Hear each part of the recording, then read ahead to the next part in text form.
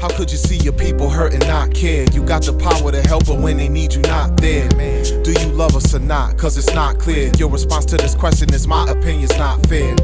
But Jesus said you supposed to love your neighbor as yourself, to the point that with the poor you will share your wealth. You could try, but you really can't deny, though the Messiah himself lived with and served his disciples. That means that everything that he had. Greetings, and thank you for tuning in to another episode of The Law and the Testimony. We are the brothers from the Congregation of Israel, the Knesset of Jesus, located here in Buffalo, New York. To get in contact with us for any questions and any information, that will be popping up on your screen throughout the program. Now today we're going to be dealing with Rastafarianism. Is it biblical? Because we have a lot of claims out there that a lot of teaching of the Rastafarian religion comes from the Bible. Well, we're going to examine some things. I am your host, Brother Nashawn, and I will be reading out of the Bible, and dialoguing and expounding on this will be Brother Judah, also from the Congregation of Israel. So without any further ado, Brother Judah. Thanks, my brother. And like you said, we're going to look into some scriptures today and deal with Rastafarianism. We asked the question, is it biblical? And to get right down to the point, no, it's not biblical. And we're going to go into scriptures and history to prove it. We want to begin in St. John, the 5th chapter today. We would like to look through the scriptures. And one thing, you have different sects of Rastafarians, okay? But one thing that they all hold in common, that they regard Haile Selassie as the Christ. Another thing that they hold in common is that Ethiopia is the holy city. All right?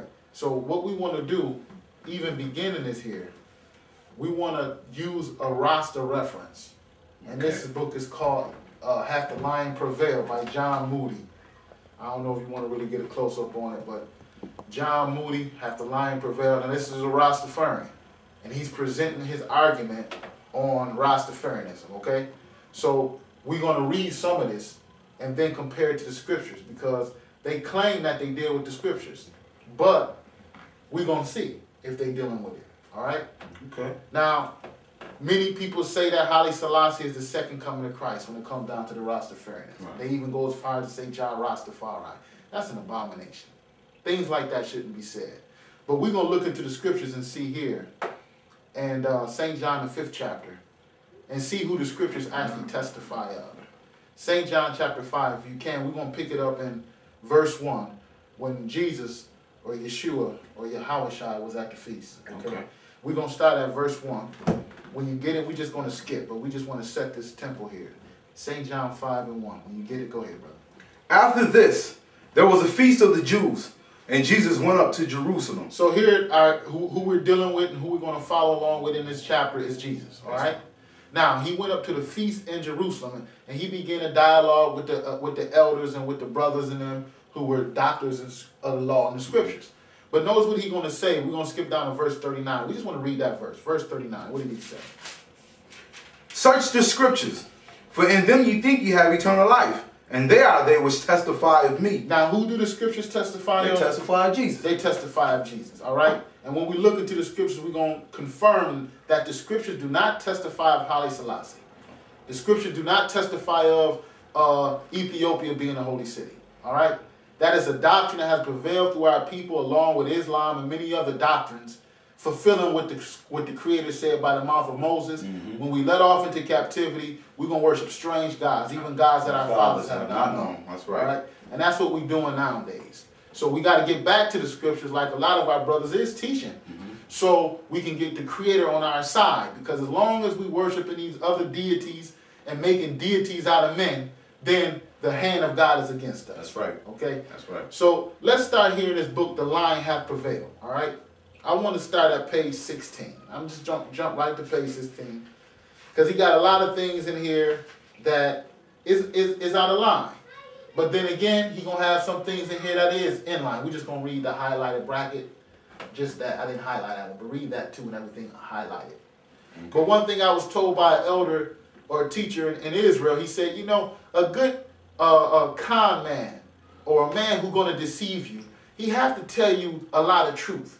All right? Or else it's not a bad lie. If you're going to deceive someone, you want to tell them a good lie. Right. All right? Like Satan deceived Eve in the beginning. Right. He told her some truth along with the exaggerated truth. Right. Okay. Now, Mr. Moody, he's going to pick it up from Solomon, because that's part of their doctrine, is that Solomon brought forth through his lineage Haile Selassie. Okay? Through the Queen of Sheba. Right? Through the Queen of Sheba.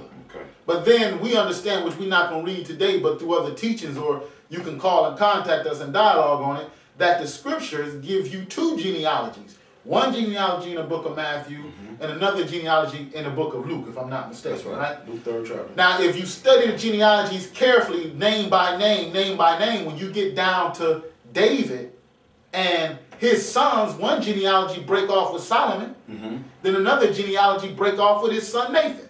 All right?